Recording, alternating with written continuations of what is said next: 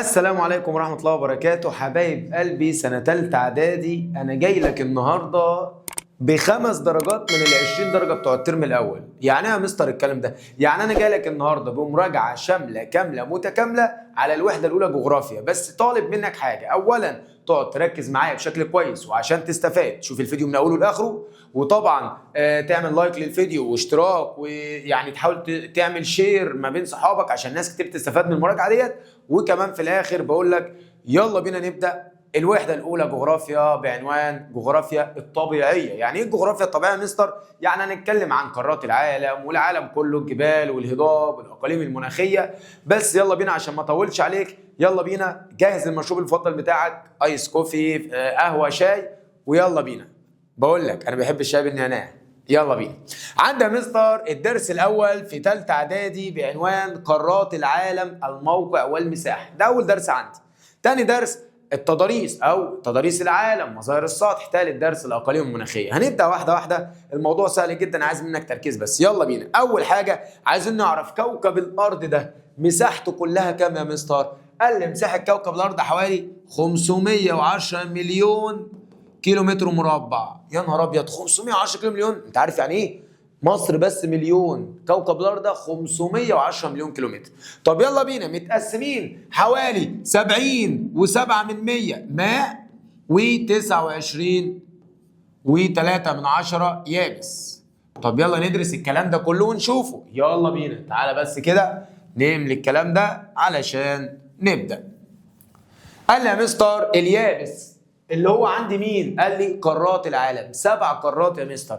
اول حاجه لازم نعرف اساميهم ونعرفهم ترتيب من الكبير للصغير. نفس الكلام عندي 5 محيطات، لازم نعرف ترتيبهم من الكبير للصغير. يلا بينا.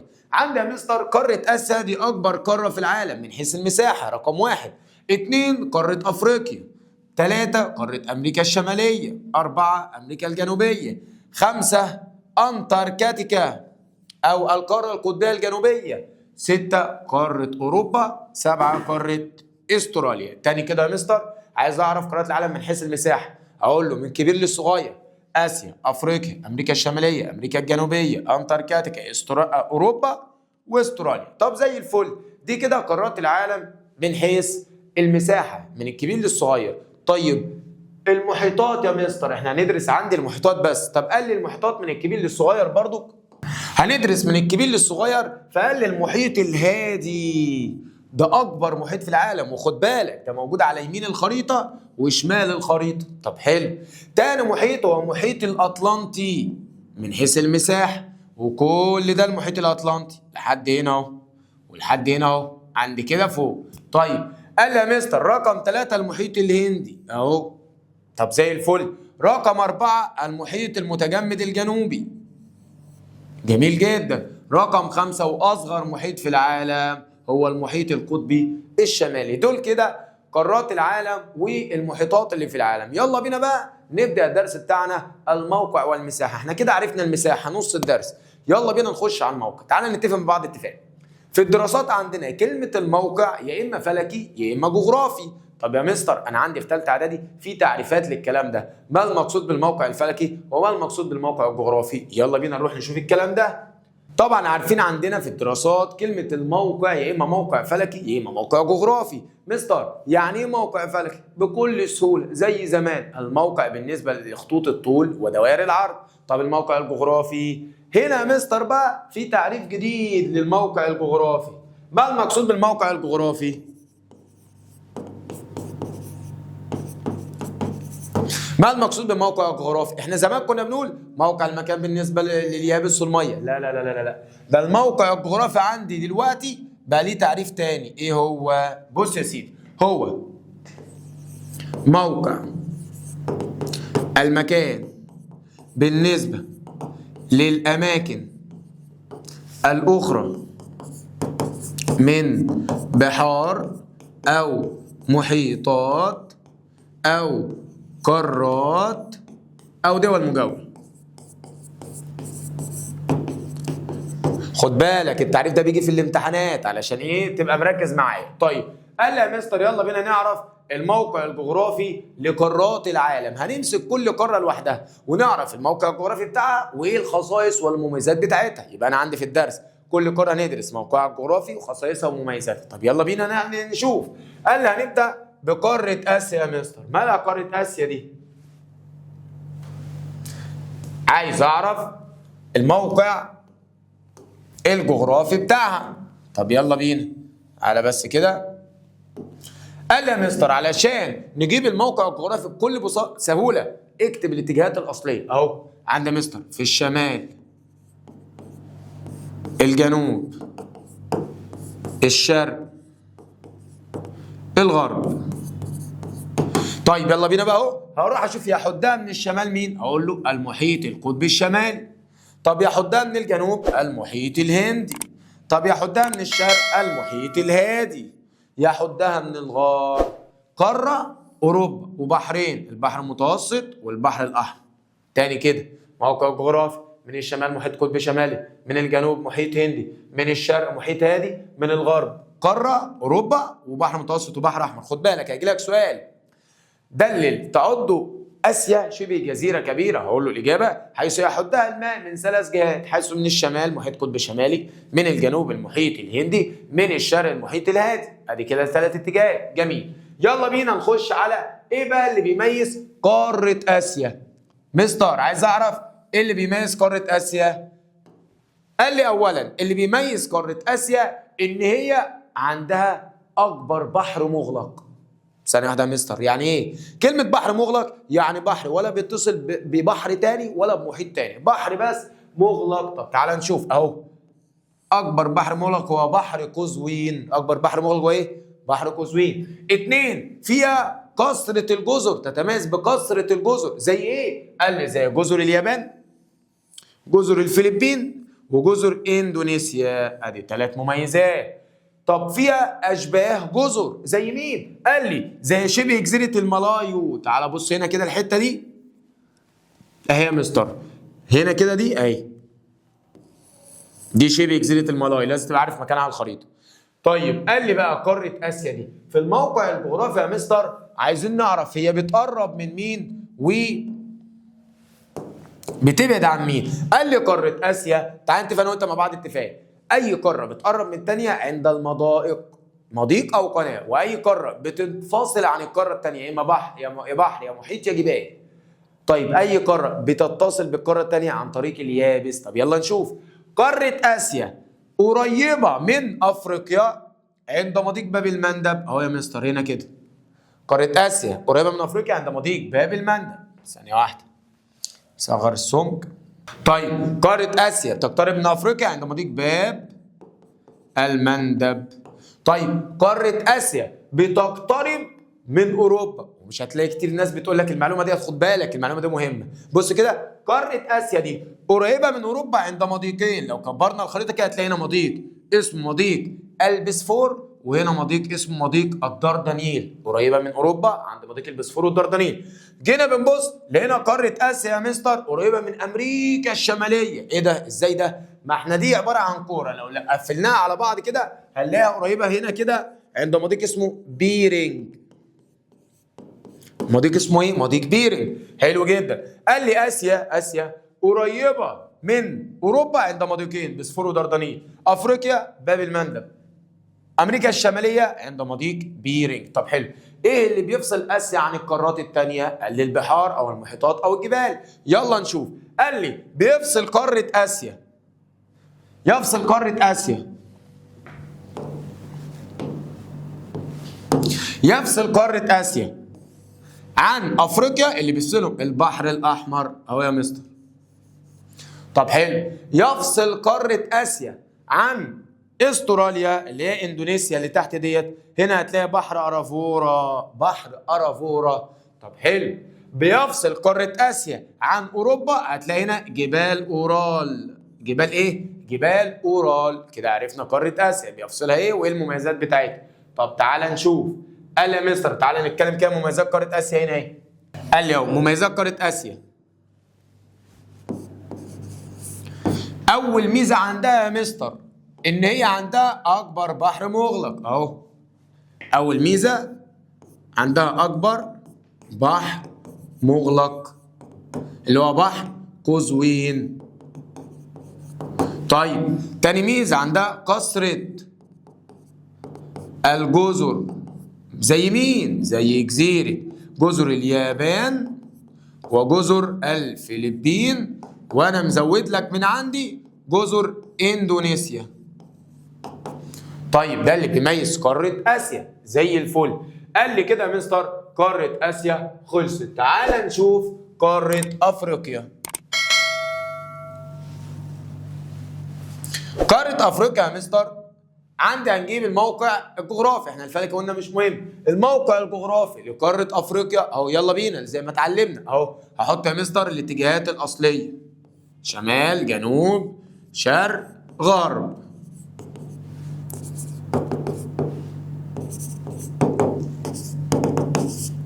طب يلا بينا نشوف هي الاتجاهات مين. قال لي يا مستر يحدها في الشمال البحر المتوسط اهو، يبقى من الشمال يحدها البحر المتوسط اهو هنا اهو.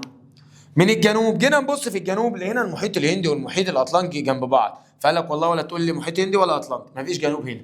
طب في الشرق لقينا حاجتين، البحر الاحمر والمحيط الهندي، يبقى يحد قاره افريقيا من الشرق بحر احمر ومحيط هندي. طب من الغرب قال المحيط الاطلنطي، ده زي الفل. طيب يا مستر الموقع الجغرافي قاره افريقيا تقترب منين وتبتعد عن مين؟ زي ما عملنا في اسيا بالظبط اهو. ايه اللي بيخلي افريقيا تقترب؟ تعالى نمسح بس ده عشان الزحمه دي. قال يا مستر قاره افريقيا تقترب من عند اوروبا هنا في الحته دي كده اهو. ابص كده مضيق جبل طارق، يبقى تقترب افريقيا من اوروبا عند مضيق جبل طارق. طب جميل. افريقيا دي تقترب من اسيا اهو مضيق باب المندب، باب المندب.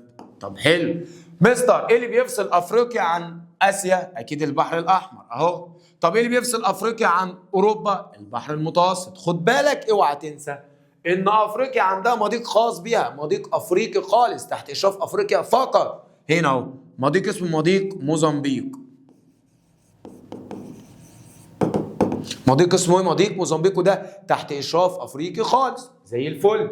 طب يا مستر افريقيا في الموقع الجغرافي في حاجه ثانيه؟ قال لي لا، بتتميز بقله الجزر. ايه؟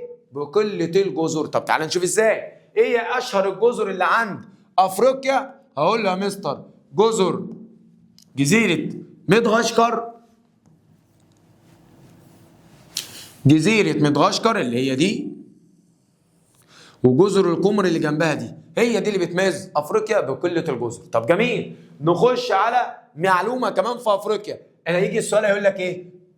يلتقي خط الطول الرئيسي مع دائره العرض الرئيسيه عند ظاهره جغرافيه اسمها ايه؟ هقول له خليج غينيا. خليج غينيا. طب زي الفل. تعالى نمسح الكلام ده. قال لي يا مستر دي كده قاره افريقيا، خلاص عرفنا الموقع الجغرافي بتاعها. خش على قاره اوروبا زي اللي عملناه بالظبط، الموقع الجغرافي انزل بالاتجاهات بتاعتي. تعالى نمسح ده.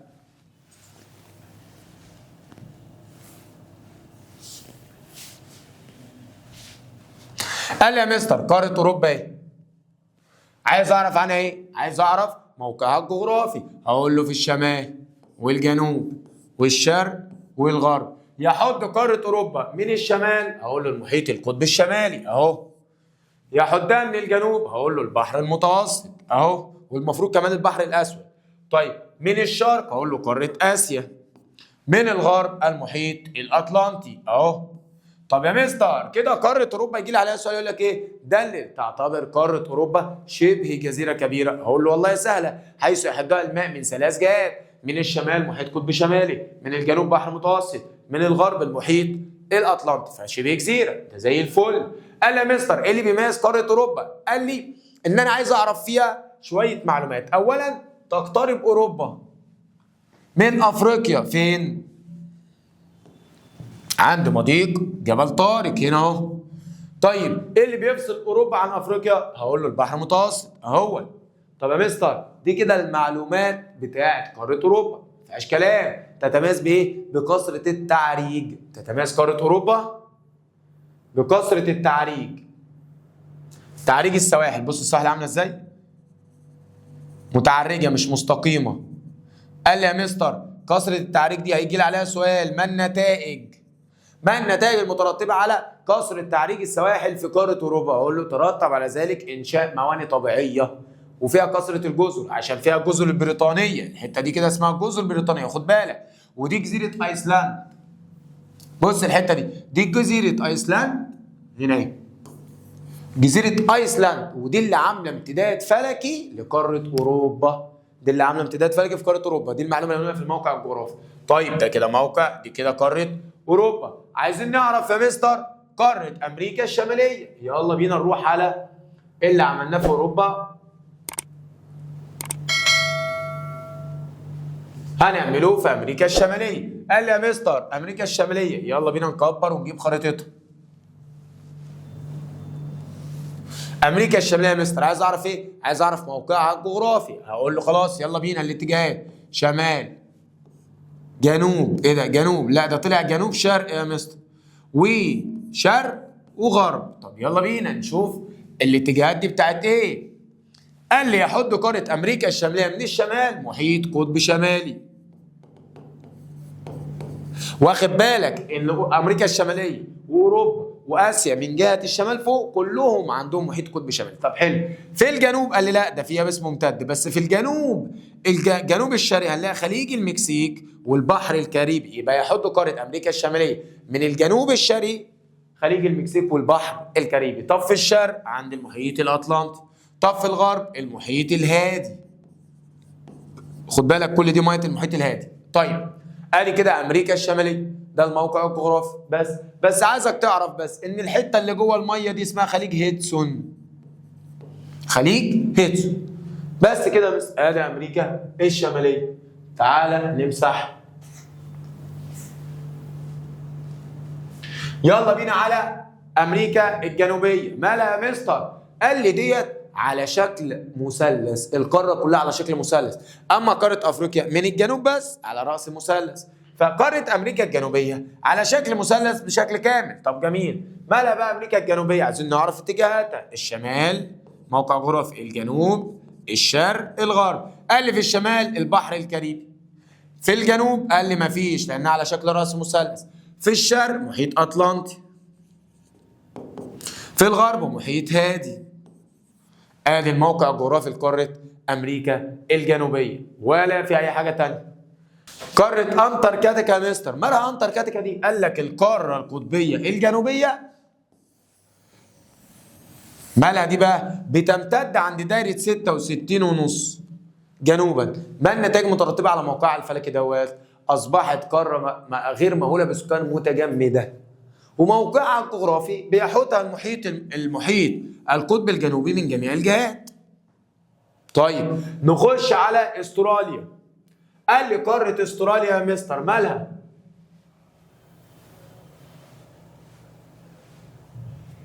كبر كده خريطة استراليا. ادي قارة استراليا، عايزين نعرف موقعها الجغرافي. يلا بينا اهو.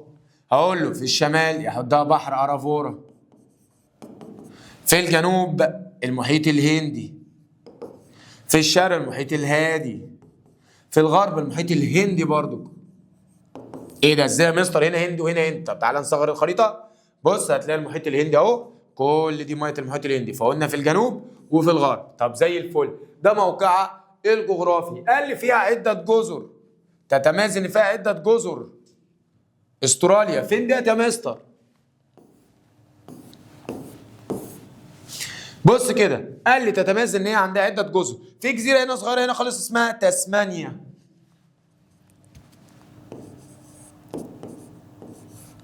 وفي هنا جزر اسمها نيوزيلندا الشماليه والجنوبيه. بص هنا كده ادي دي نيوزيلندا الشماليه ودي نيوزيلندا الجنوبيه. طيب ادي كده قاره استراليا. كده يا مستر الدرس الاول بتاعنا خلص. زي الفل. تعالى بقى ايه نمسح الكلام ده كله ونخش على درس التضاريس اللي انتوا بتقولوا عليه صعب، وانا شايفه الصراحه مش صعب ولا حاجه. مع التكرار هنفيد الشطار. طب تعالى نشوف.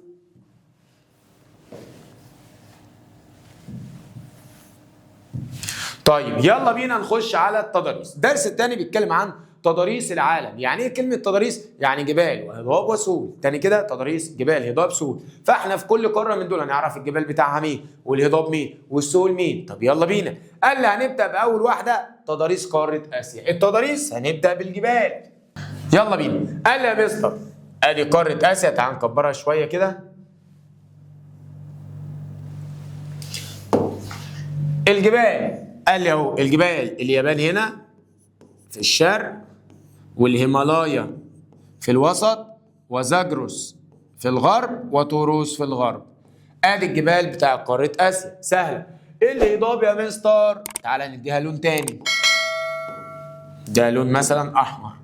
قال لي الهضاب في هضبه في الوسط هنا كده اسمها التبت، اهي في الوسط هنا كده.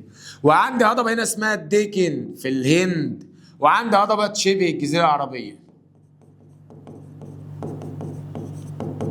طب حلو، ادي الهضاب بتاع قاره اسيا. طب تعالى بقى نشوف السهول، علشان السهول ايه عندك مشكله فيها وانا شايفها سهله جدا. بص يا عم ادي سهول قاره اسيا. تعالى نجيب اللون الاسود. كلمة سهول يا مستر أنا عندي سهول 3 أنواع، سهول فيضية، سهول ساحلية، سهول صحراوية. في قارة آسيا هندرس الساحلية والفيضية بس. طب يلا بينا نبدأ الساحلية. قال لي الساحلية المطلة على البحار والمحيطات داخل القارة، زي السهول الساحلية على ساحل المحيط الهادي والهندي وبحر قزوين جوه. طب السهول الفيضية 5. السهول الفيضية ايه؟ 5. 5 سهول فيضية فيهم 7 أنهار. طب يلا نشوف. قال لي يا مستر أولا عندي في الشمال سهل، وفي الجنوب كمان سهل، ادي كده 2، وفي الشرق عندي 2 يبقى كده 4، وفي الغرب عندي 1 يبقى 5. طب يلا واحده واحده. السهول اللي في الشمال اسمها سهول سيبيريا. طب السهل اللي في الجنوب اسمه سهل السند. طب السهول اللي في الشرق واحد اسمه منشوريا، واحد اسمه شرق الصين. طب اللي في الغرب دجله والفرات. طب يلا بينا، دي السهول. عايزين نشوف الانهار اللي عندها. قال لي يا مستر قاره اسيا في الشمال سهول سيبيريا ديت عندها 3 انهار، نهر اسمه اوب ويانسي ولينا. اوب يانسي لينا.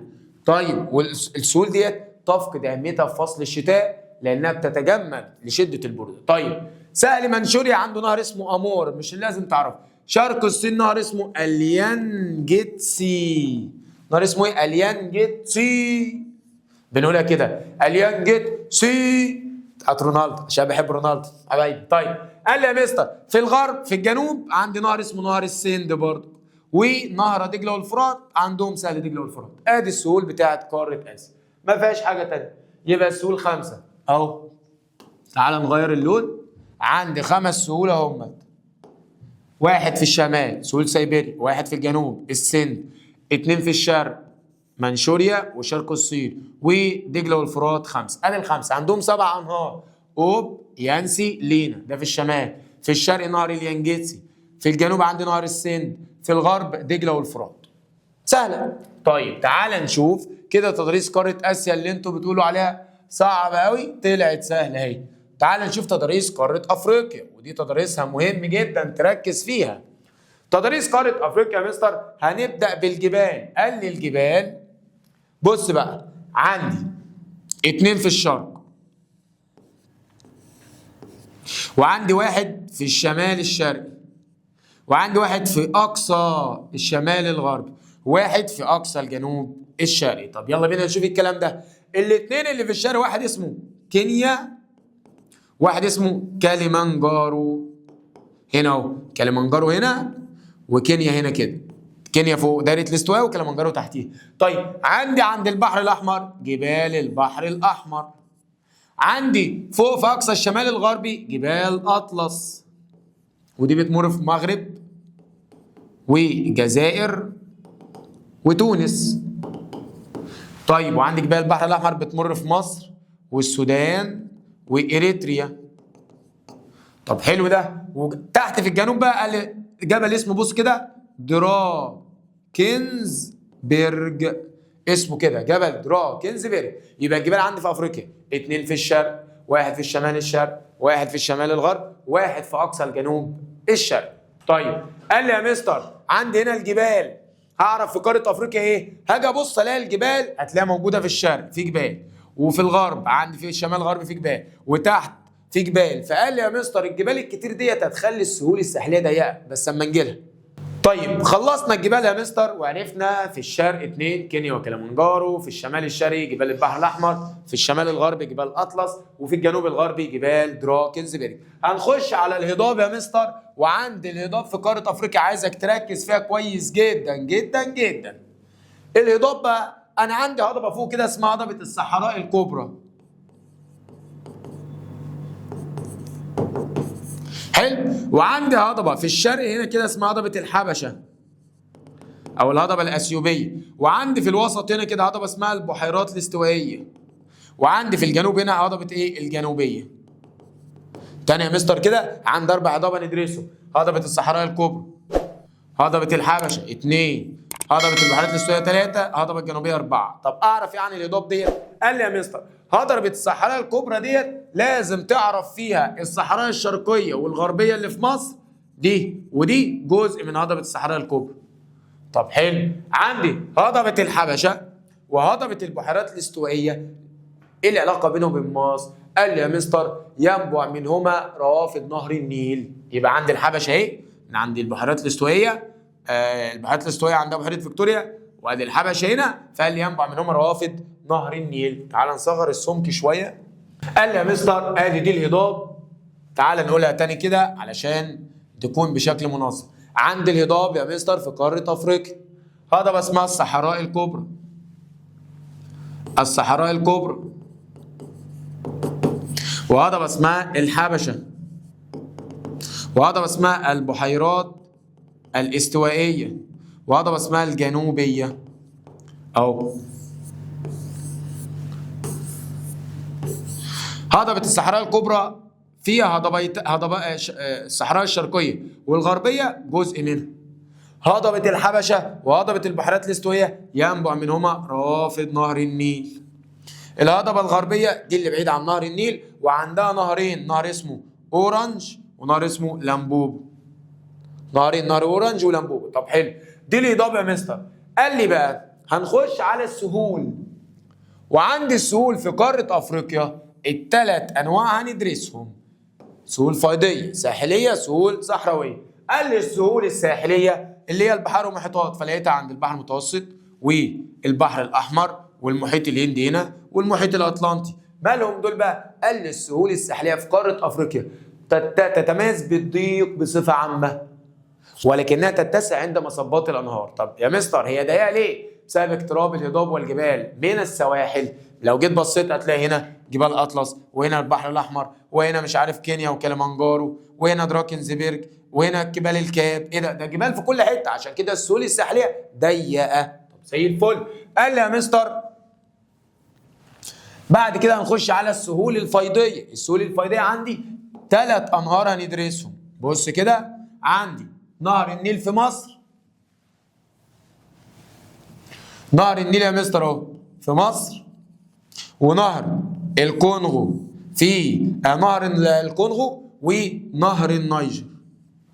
طب يا مستر احنا اتفقنا مع بعض، او تعالى نتفق مع بعض، اي نهر اجيب لك سيرته لازم تقول لي بيصب فين، لازم تقول لي بيصب الميه بتاعته فين. فانا عندي النهر بتاع النيل بيصب ميته في البحر المتوسط، بيصب ميته في البحر المتوسط. طب نهر الكونغو بيصب ميته في المحيط الاطلنطي.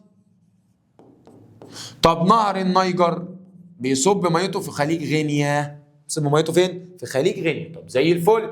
ادي السهول الفيضيه، وقال لك تتميز بتربطها الخصبه بسبب الطاميه الذي يعني تحديفه، او الطامي اللي بتبعته لنا هضبه الحبشه الاستوائيه، هضبه الحبشه البركانيه، والبحيرات الاستوائيه. فدي اراضي خصبه صالحه للزراعه. ادي قاره افريقيا السهول الفيضيه. تعالوا نخش على السهول الصحراويه بقى يا مستر في قاره افريقيا. قال لي السهول الصحراويه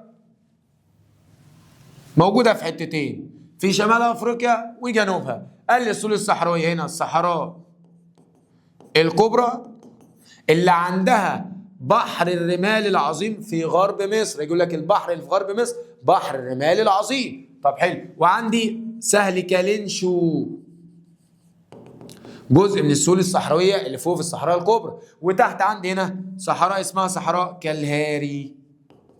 ادي تضاريس قاره افريقيا. يلا بينا نخش على تضاريس قاره اوروبا.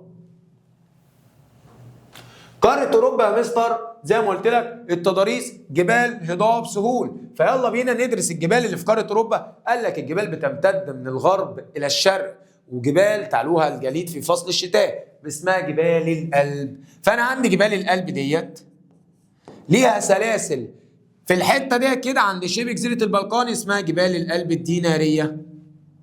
طيب عند فرنسا واسبانيا اسمها هنا كده اسمها جبال البرانس. طب في النص هنا كده اسمها جبال الألب بس. تاني كده يا مستر، عندي الجبال في قاره اوروبا هي سلسله جبال واحده اسمها جبال الألب. طيب جبال الألب دي يا مستر ليها مسميات، في فرنسا واسبانيا اسمها البرانس، اما في شبه جزيره البلقان اللي هي دي اسمها جبال الألب الديناريه. تمام؟ ادي دي يا مستر الجبال، وقلنا بيغطيها الجليد في فصل الشتاء. طب حلو. قال لي تعالى نشوف الهضاب اللي في قاره اوروبا. قال لي هم هضبتين، هضبه في اسبانيا هنا كده اسمها هضبه الميزيتا، الميزيتا او الميزيتا هتسمع النطقين. طيب وعندي هضبه اسمها هنا كده هضبه اسمها فرنسا الوسطى، موجوده في دوله فرنسا. اوعى تنسى ان فرنسا الوسطى دي عندها نهر اسمه نهر السين، بيصب هنا كده في بحر المانش. طب حلو.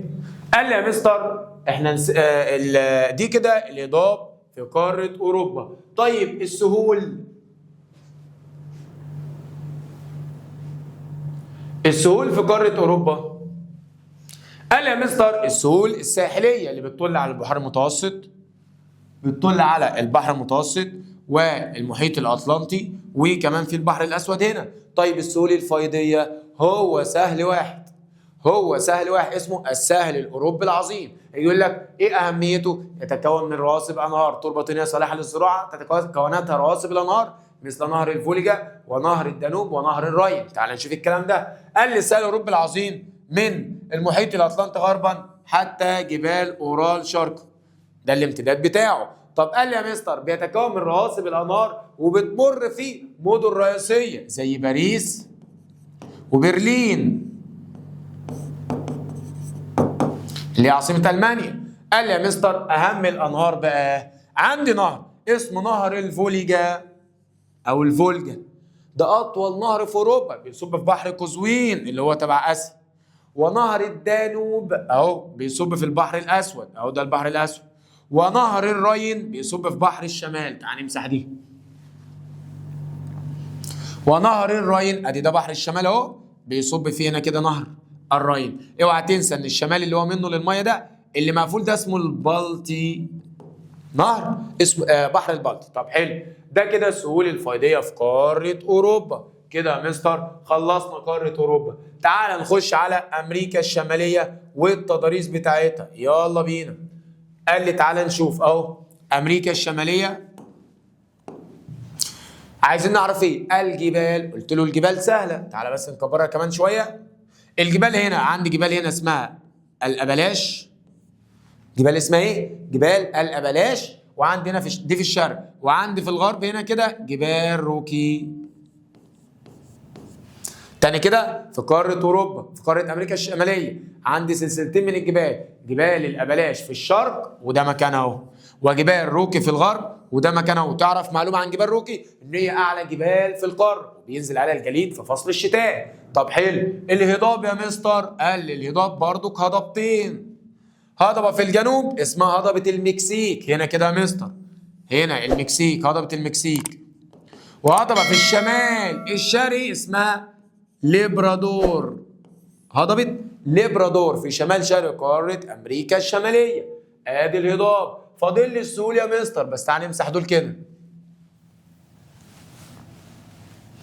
السهول يا مستر، قال لي والله السهول عندي السهول الساحليه اللي بتطل على البحار والمحيطات زي المحيط الاطلنطي في الشرق، المحيط الهادي في الغرب، خليج المكسيك في الجنوب، وخليج هيدسون اللي جوه. طيب قال لي يا مستر السهول الفيضيه اسمها السهول الوسطى، السهول الفيضيه دي مالها؟ قال لي السهول الفيضيه بتمتد من خليج المكسيك في الجنوب حتى المحيط القطب الشمالي في الشمال، وتتميز تتسع الى الشرق من جبال روكي، ادي جبال روكي اهو هي متسعه هنا كده.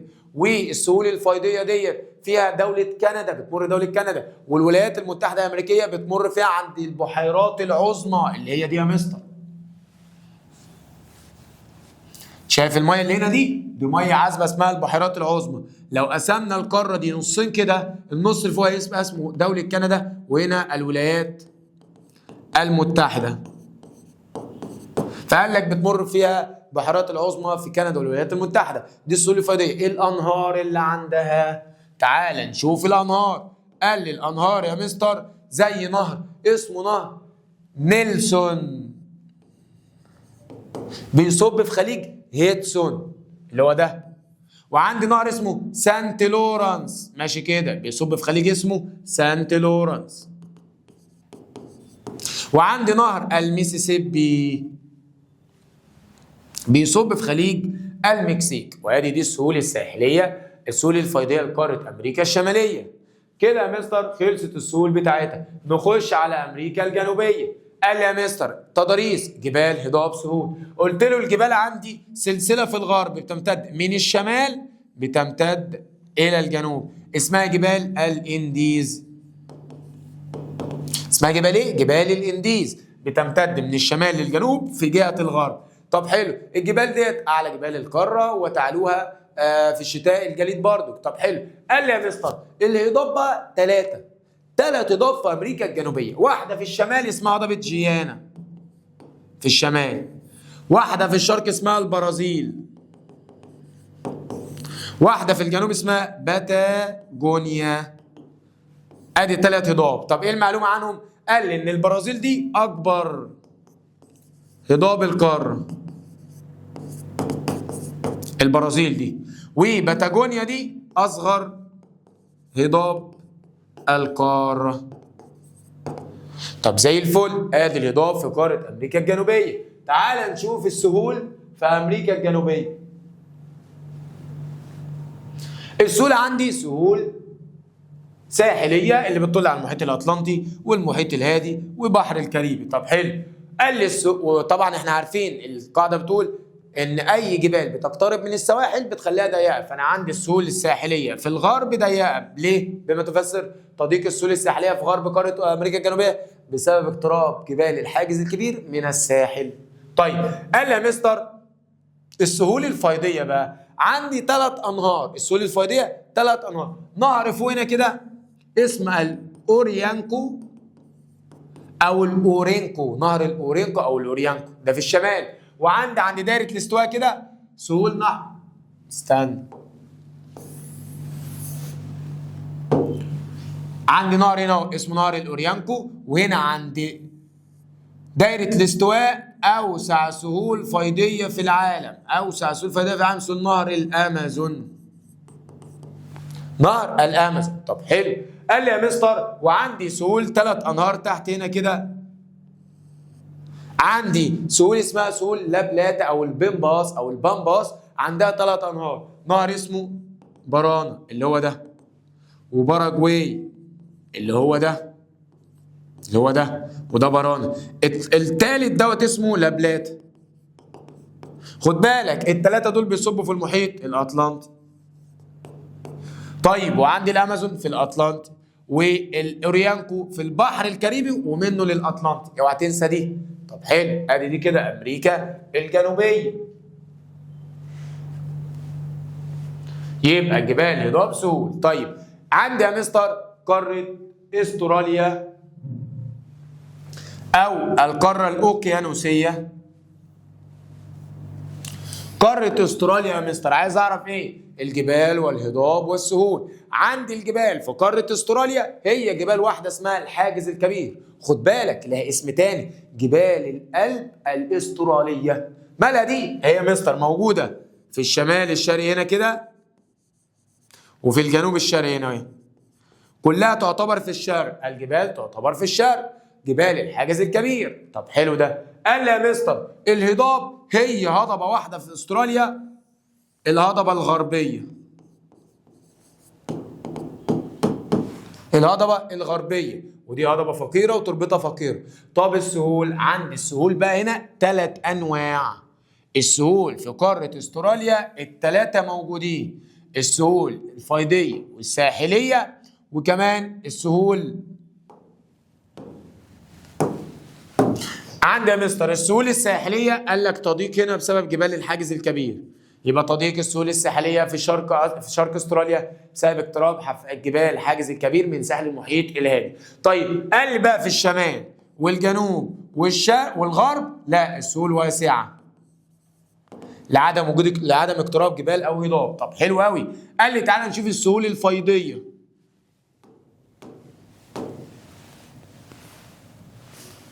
السهول الفيضيه يا مستر، عندي السهول الفيضيه نهرين.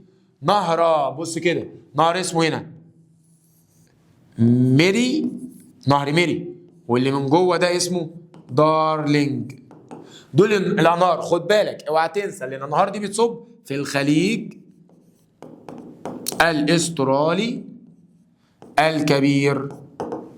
حلو ده. ادي السهول الفيضيه في قاره استراليا، واوعى تنسى ان دي جزيره تسمانيا، ودي جزر نيوزيلندا الشماليه ونيوزيلندا الجنوبيه. ادي كده يا مستر درس التضاريس بتاعه العالم، قارات العالم كلهم. طيب عندي درس تاني بقى، الدرس الثالث بعنوان الاقاليم المناخيه.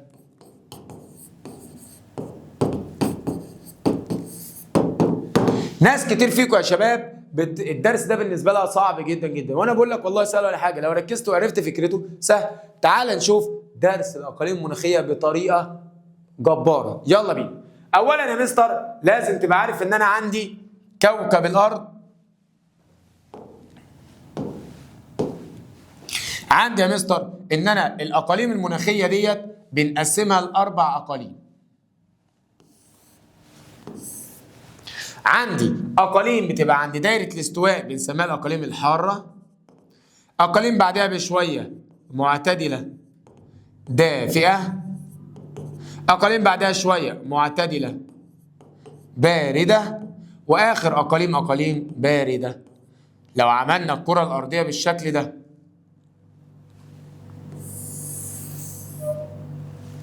ماشي، لو عملنا الكره الارضيه بالشكل ده هتلاقي عندي اربع اقاليم رئيسيه. فواحد هيقول لي يا مستر هو يعني ايه اقليم مناخي؟ ما المقصود بالاقليم المناخي؟ اقول له منطقه معينه على سطح الارض ليها نفس الخصائص المناخيه من حراره ورياح وامطار، بس احنا ندرس الحراره والامطار بس. طب يلا بينا نخش عندي الاقاليم. عندي الاقاليم الحاره ديت يا مستر،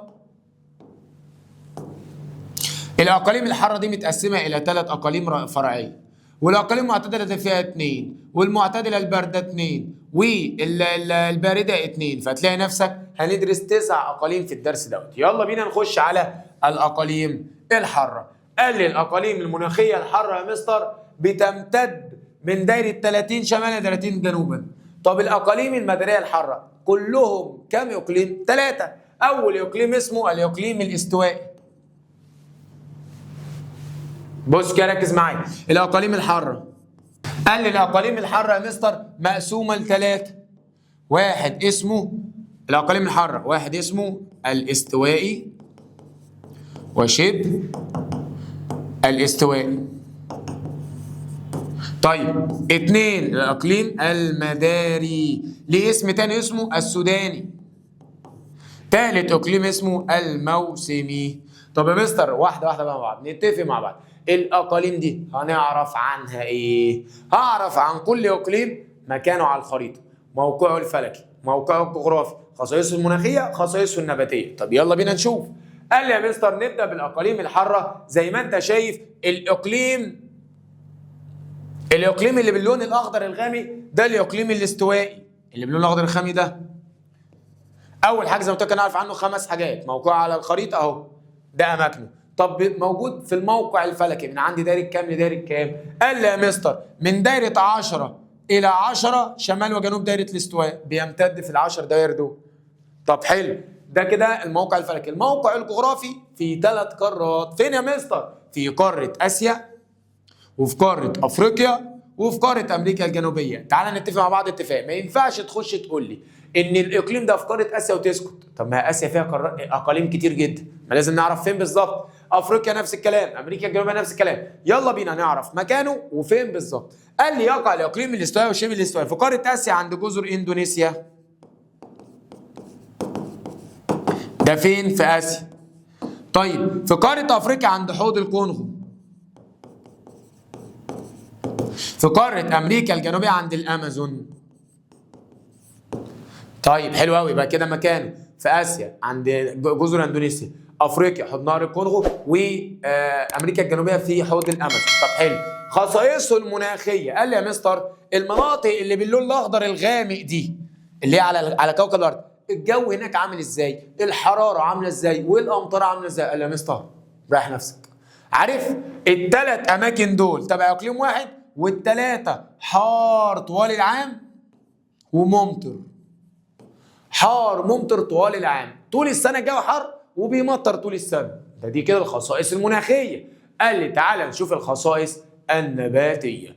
الاماكن اللي باللون الاخضر الغامق اللي هي الاقليم الاستوائي والشبه الاستوائي بيطلع عندها نباتات ايه؟ قال لي يا مستر بيطلع عندها نباتات كثيفه يعني كتير ومتشابكه، وبيتسلق عليها ايه؟ الحيوانات المتسلقه. عارف اهم اشجارها ايه؟ وده مهم جدا. اهم اشجار الاقليم الاستوائي وشبه الاستوائي حاجه اسمها المطاط والمهوجني، او المهوجني والمطاط، دي اهم الاشجار. وطبعا بيبقى عندها حيوانات متسلقه زي القرود وغيرها. ده كده يا مستر اول اقليم، سهله. تاني اقليم يا مستر عندي الاقليم المداري. الاقليم المداري موجود في 5 قارات. ايه الاقليم المداري؟ اقليم مداري او سوداني اللي هو باللون الاخضر الفاتح. ماله ده بقى يا مستر؟ قال لي عندي عايز اعرف موقعه الفلكي، موقعه الجغرافي، خصائصه المناخيه، خصائصه النباتيه. يلا بينا.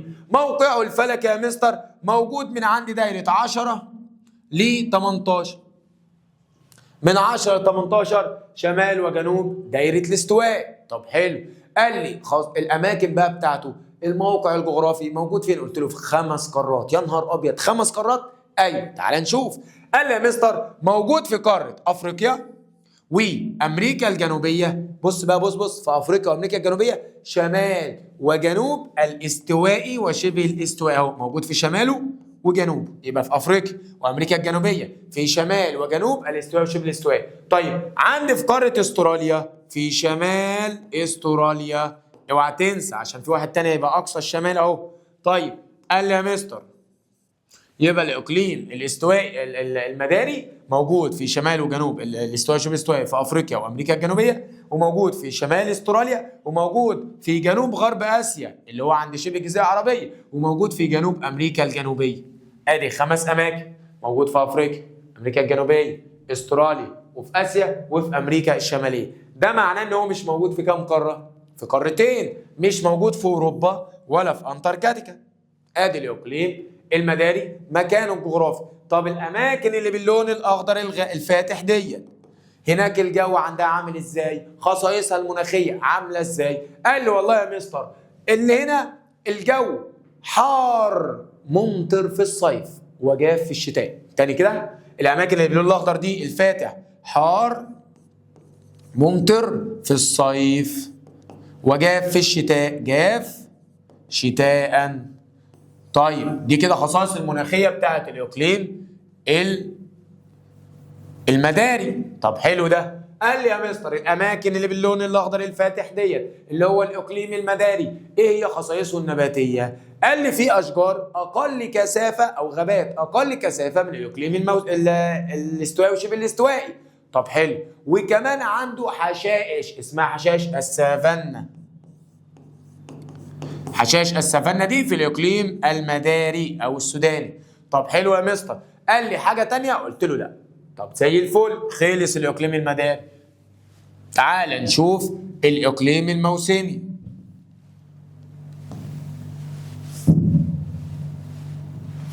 تعال نشوف الاقليم الموسمي. عندي الاقليم الموسمي يا مستر موجود في 3 قارات، مش هقول له موقع فلكي، ما عندناش، انما عندي موقع جغرافي. فين بقى؟ موجود في اسيا، اسيا ايه؟ موجود في افريقيا، موجود في استراليا. طب واحده واحده، احنا اتفقنا ما تقوليش موجود في اسيا وتسكت. فين في اسيا؟ قلت له بص، موجود في الهند وشبه جزيره الهند الصينيه،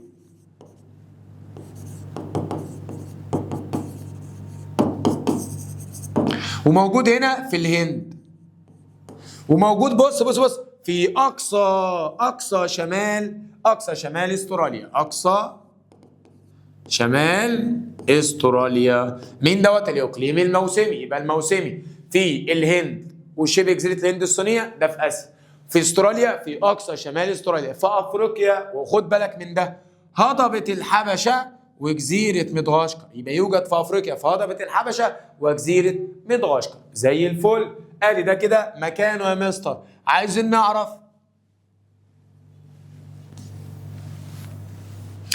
نعرف خصائصه المناخيه. قال لي والله الاماكن اللي باللون البني دي او اللون الموف، خصائصه المناخيه هي زي اماكن الاخضر الفاتح دوت اللي هو الاقليم المداري.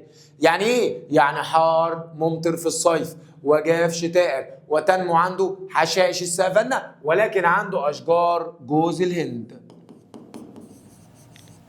جوز الهند دي اللي بتميز الموسمي عن المداري. فجاء قال لك ايه؟ يتشابه الاقليم المداري والاقليم الموسمي. تعال نكتبه.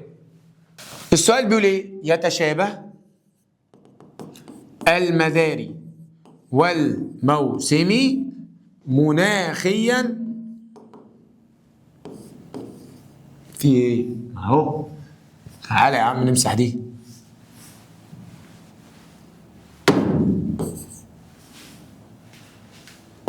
مناخيا ونباتيا. هقول له سهله، تعالى نجاوب السؤال دوت. هقول له الاقليم المداري والموسمي شبه بعض مناخيا، حيث حار ممطر صيفا وجاف شتاء. طيب شبه بعض نباتيا، هقول له الاثنين عندهم حيث ينمو او تنمو حشائش السافن في الاثنين، عشان كده شبه بعض مناخيا ونباتيا. ادي اول اقاليم الحاره خلصت. قال يا مستر نخش على الاقاليم المعتدله الدفيئه. مالها دي؟ قال لي تمتد من دايرتي عرض 30 ل 45 شمال وجنوب دايره الاستواء. هندرس يوم 2 اقليم، اقليم البحر المتوسط والاقليم الصيني. يلا بينا. قال لي يا مستر زي ما قلت لك بنعرف ايه؟ بنعرف 5 حاجات: مكانه على الخريطه اللي باللون الاحمر ده اقليم البحر المتوسط، وبنعرف موقعه الفلكي وموقعه الجغرافي وخصائصه المناخيه وخصائصه النباتيه. اقليم البحر المتوسط موقعه الفلكي من 30 ل 45، بص غرب القارات. طيب ادي ده كده الموقع الفلكي. الموقع الجغرافي موجود في قارات العالم المأهوله بالسكان، يعني 6 قارات يا مستر. تعال نشوف الكلام ده. قال لي اهو اول حاجه ان هو عندي في 3 قارات. تعال نقرب كده. ادي ايه؟ موجود في 3 قارات، في اسيا واوروبا وافريقيا. موجود فين؟ عندي سواحل البحر المتوسط. فعندي اسيا، البحر المتوسط اللي بيطل على اسيا هنا عندي سواحل الشام وتركيا. سواحل الشام وتركيا ده في اسيا. طب حلو. وعندي يا مستر في اوروبا السواحل الجنوبيه لقاره اوروبا.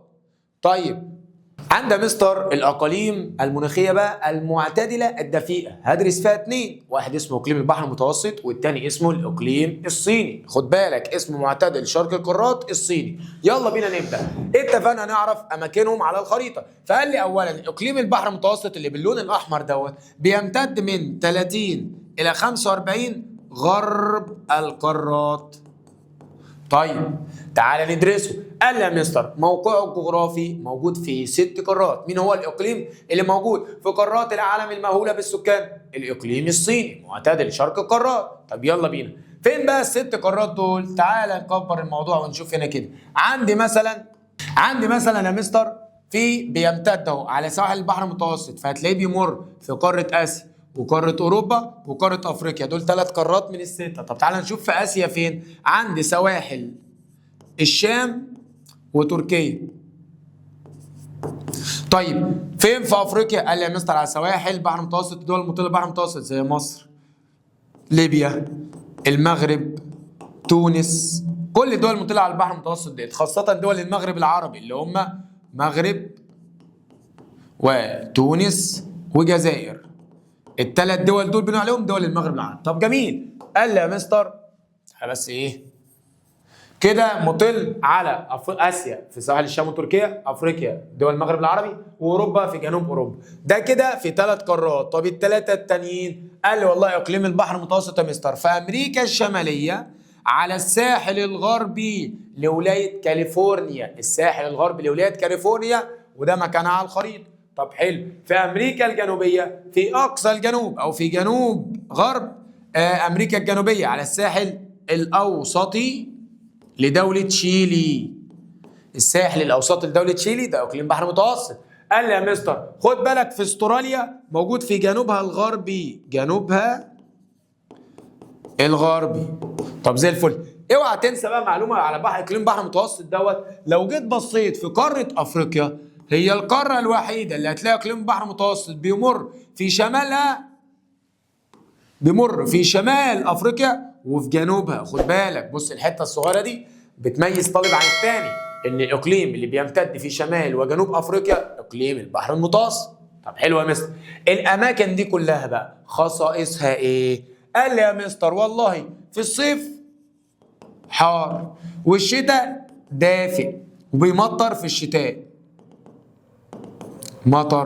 بيمطر في الشتاء. يبقى اقليم البحر المتوسط حار في الصيف ودافي في الشتاء وامطاره شتاء. دي كده خصائص المناخيه. الخصائص النباتيه بقى للاقليم دوت يا مستر، قال لي والله عنده غابات اسمها غابات اقليم البحر المتوسط، فيها اشجار اهم اشجارها اشجار الزيتون، اهم اشجارها اشجار الزيتون والارز كمان. طيب قال لي يا مستر وعنده حشائش الستبس، حشائش قصيره. طب زي الفل. ده اقليم البحر المتوسط. خصائصه النباتيه عنده حشائش الستبس، عنده غابات المعتدله او غابات البحر المتوسط اللي عندها اشجار ويعني بتطلع فوق المنحدرات زي جبال اطلس اللي هنا. طب زي الفل.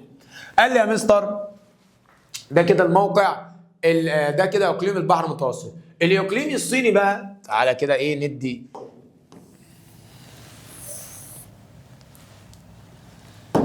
الاقليم الصيني موجود في جنوب شرق القارات اللي باللون الازرق دوت، جنوب شرق القارات. فين يا مستر؟ تعالى نعد مع بعض.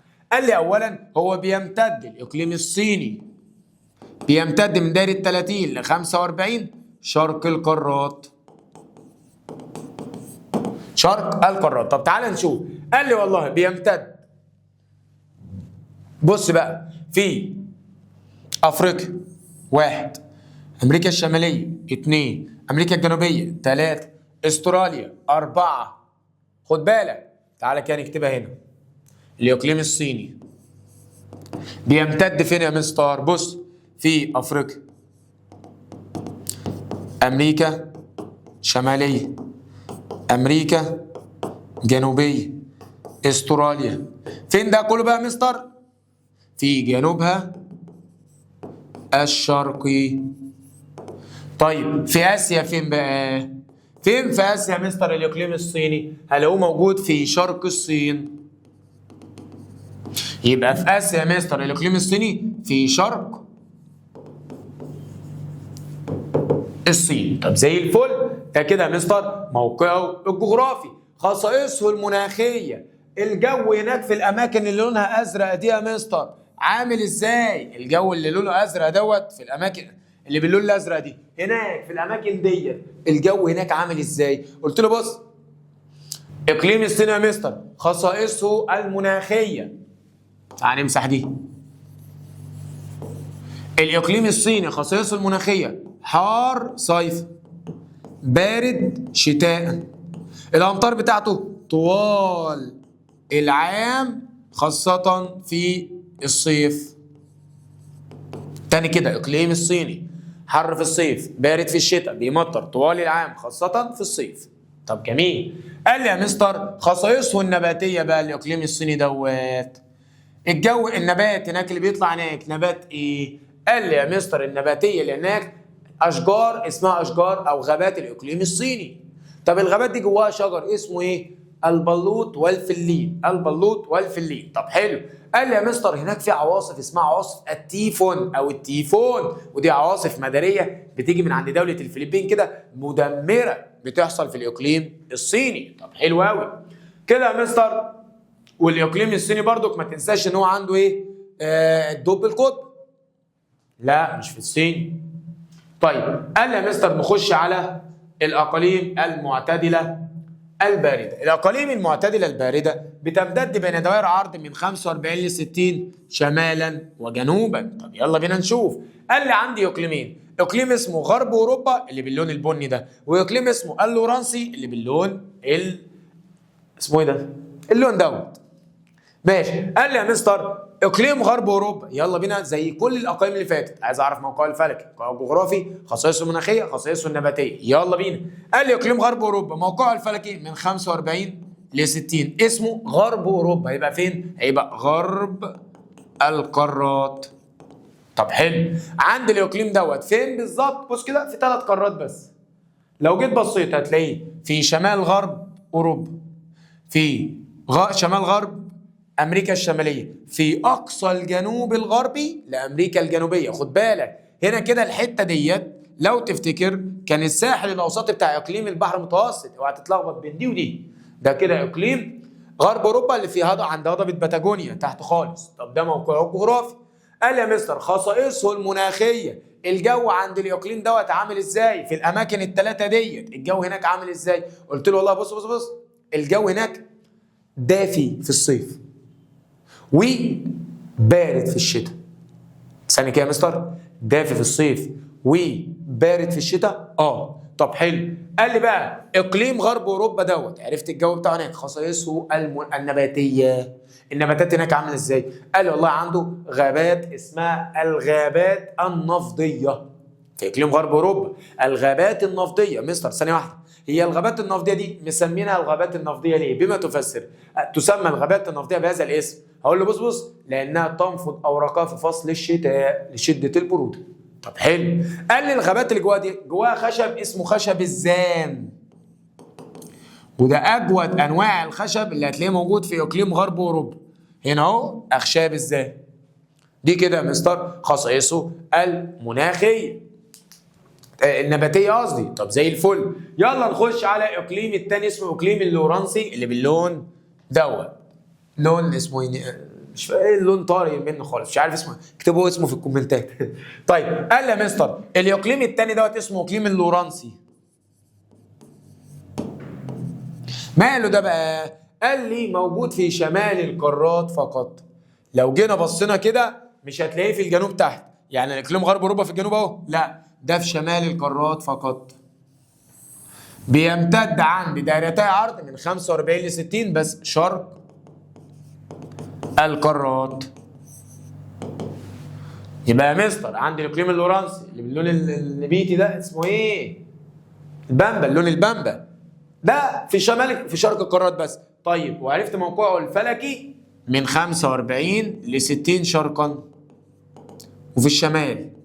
طب حلو. الجغرافي بقى فين؟ قال لي تعالى نمسح الكلام ده بس كله كده الزحمه دي. قال لي يا مستر موجود في شمال شرق امريكا الشماليه اهو هنا، وموجود بقى بص بص في شمال شرق الصين،